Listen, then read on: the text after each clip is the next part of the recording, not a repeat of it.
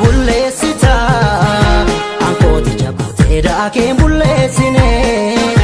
maana dheessita alama lamalee kaayoo sinneessine ma bulleessita ankooti jabutee daakeen bulleessine maana dheessita alama lamalee kaayoo sinneessine sayida malee miti dubbiin akkati yaadde nanni bindame humna kan kee norma gargaarte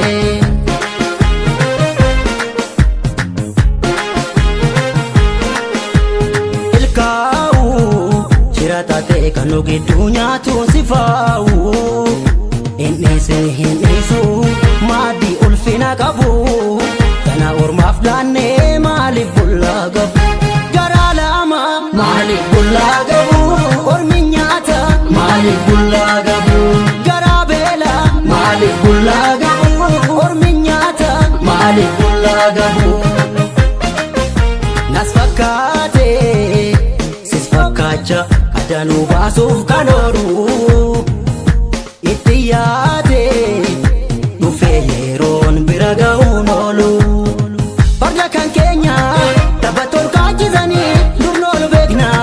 wal wallaalchisanii farda kan keenya taphattoon kaachisanii durnoolu beekna wal wallaalchisanii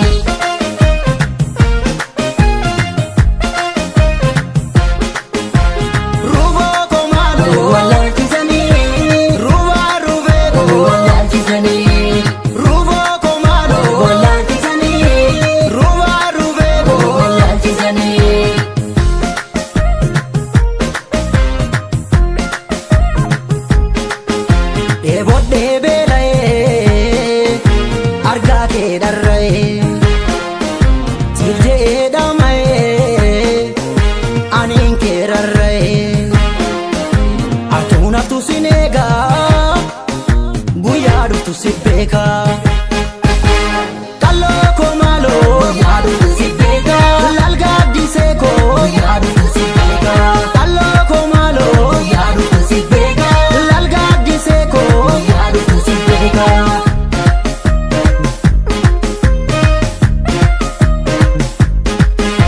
kan darbe darbe inni dhufaa jiru sedduudha antooftan argee alagaa baafna of gidduudha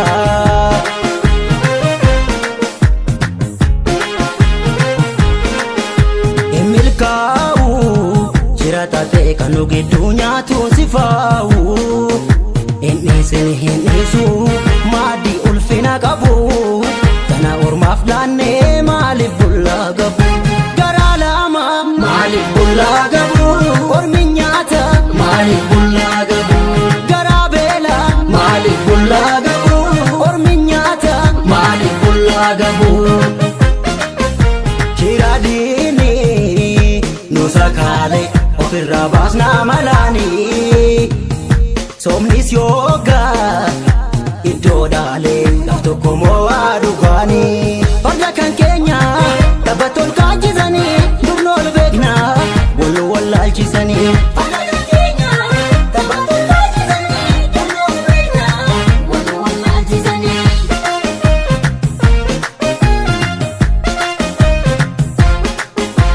ruuboo koo maaloo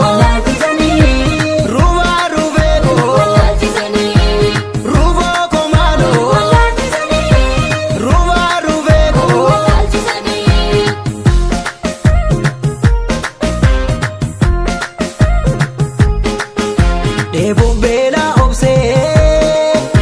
wallaalaa koos horsee ijjiitii koos dhoksee akka keenyas tiksee